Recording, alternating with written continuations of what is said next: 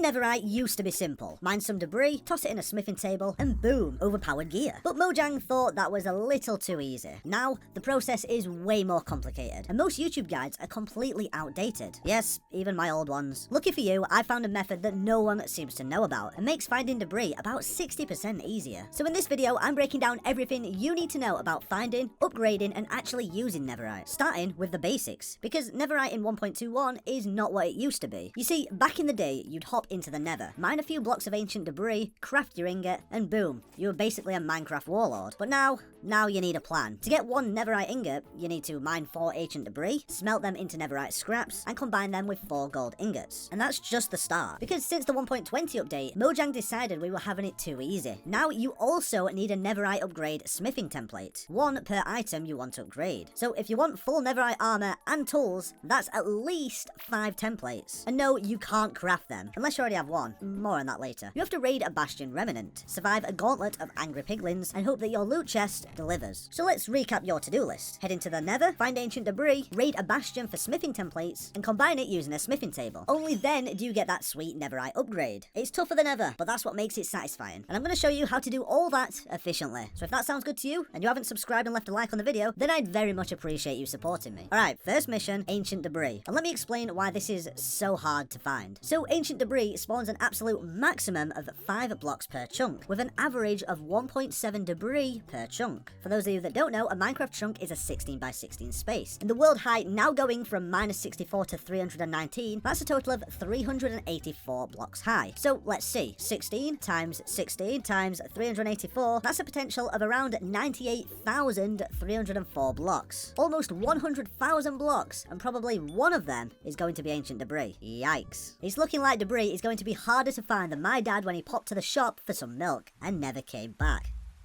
Now, don't let that scare you off, because I'm going to show you exactly how to find it so much quicker. This stuff only spawns in the Nether, and more specifically between Y levels 8 and 22, with Y15 being the sweet spot. That's where you'll find the highest chance per chunk. Not to mention, this stuff does not generate exposed to air, so you'll have to mine for it. So yeah, bring fire resistance, dig a tunnel, and get comfy. But what's the best way to actually mine it? Well, there are 3 popular methods, and each have their own pros and cons. Number 1, bed bombing. Beds explode in the Nether. That's bad for sleeping, but great for mining. Place a bed down at the end of your tunnel, block yourself in with a high blast resistance block, like cobblestone for example, click the bed, and boom, instant debris reveal. Sometimes. It's cheap, fast, and chaotic. Just try not to blow yourself up. For this method, I do have a really nice sheep farm you can use to accumulate loads of wool for the beds. Link on screen and in the description. Or you could try method number 2, which is TNT tunneling. Same concept, just slightly more controlled. Dig a long hallway. Place TNT every 5 blocks. Light the fuse and back off. It's great if you've got a mob farm or a creeper farm pumping out gunpowder. Not so great if you're broke. Wow, wouldn't it be crazy if you knew a channel that literally provides you with an overpowered creeper farm? Whoa. Or there's method number 3, which is strip mining. Good old manual labor. Mine in a 2x1 tunnel at Y15. Branch out like a maniac and hope RNG is on your side. It's slow but safe, and honestly, some players swear by it. But what I can do for you is help you out even more. If you're playing Java Edition, you can showcase chunk borders by pressing F3 plus G. Now remember earlier we talked about an average of 1.7 blocks generating per chunk. Well, we can literally double our chances of finding ancient debris if we mine along a chunk wall, because not only can we now find ancient debris to our left, but also to our right. This will help you out so much, trust me. Whichever method you use, bring at least a diamond pickaxe, fire resistance potions, and a lot of inventory space. Debris isn't common, and it doesn't really generate in veins larger than 2 to 3, so patience is key. Also, careful of lava, because it does flow much faster in the Nether. But once you've collected some debris, it doesn't stop there unfortunately. Now comes the tricky part, getting Netherite upgrade templates. And these are locked behind one of Minecraft's most dangerous structures, bastion remnants. So where do you find them? Well, they spawn exclusively in the Nether, like fortresses, but thicker and angrier. And there's a total of 4 different types. You've got bridge, housing units, treasure room, and stable bastion. But for now, the only one you care about is treasure room bastions. They have the highest chance to contain Netherite upgrade templates in the big treasure chest at the center. You'll know it's a treasure room bastion if it has a magma cube spawner and a central golden spike that screams game's trap.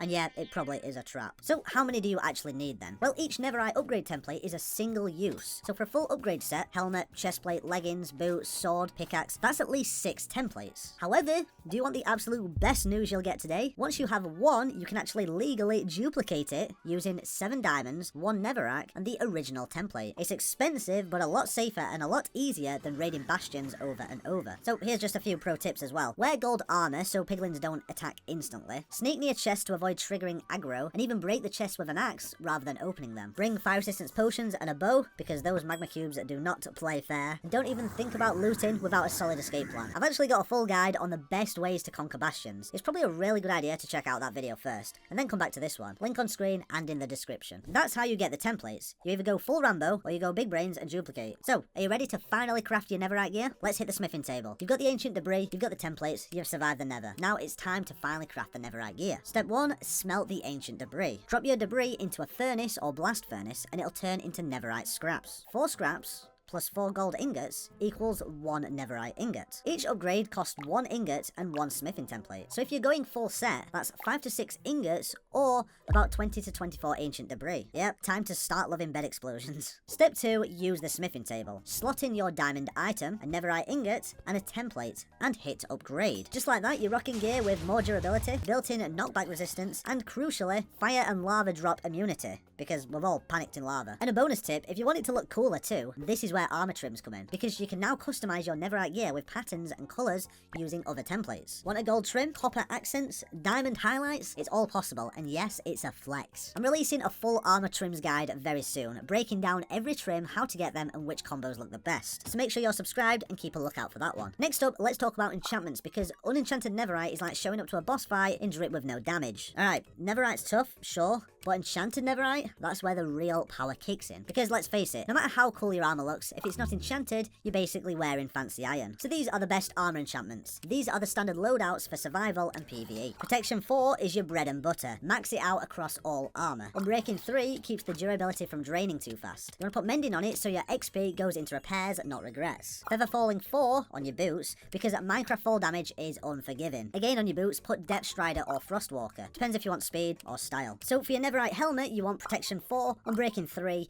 mending, respiration 3 if you want to breathe underwater for longer, and aqua infinity if you want to mine faster underwater. For chestplate, you want protection 4, unbreaking 3, mending, and thorns 3, which is optional and reflects damage but drains durability. For leggings, you want protection 4, unbreaking 3, mending, and thorns 3. You can also use swift sneak if you really want to, but it's not really needed. For boots, put protection 4, unbreaking 3, mending, feather falling 4, depth strider 3, and soul speed 3. And then again, thorns if you really want to. For your sword, you want sharpness 5, unbreaking 3, mending, looting 3 if you want it, sweeping 3, fire aspect 2, and knockback 2. For your bow, I'd put power 5 on it, unbreaking 3, flame, punch 2, and then you can choose between either infinity or mending. And finally, for your pickaxe, I'd put efficiency 5 on it, unbreaking 3, mending, and fortune 3. I'd also recommend using a grindstone. If you mess up with any of the enchantments, it will help wipe it, but it will save your gear. Another way you can do it is stack up books from a librarian or an XP farm to combine them in an anvil. And just a massive tip here, always enchant your diamond gear first, and then upgrade it to netherite. You'll save on resources and XP. If you want to know more about enchanting in Minecraft, yes, I also have a guide for that. So you've got your armor, you've got your tools, but what else can you actually do with netherite? Well, netherite blocks. If you have 9 ingots, you can create 1 block, and then you can use this for beacon bases. Most people stop at armor, but hey, you didn't click the ultimate guide to beat most people. And with that, you've got fully upgraded enchanted netherite gear. Top tier, maxed out, and ready to flex. The Bastion guide and armor trims guide will be up on the screen when it gets released. Thanks for watching, like, subscribe, goodbye.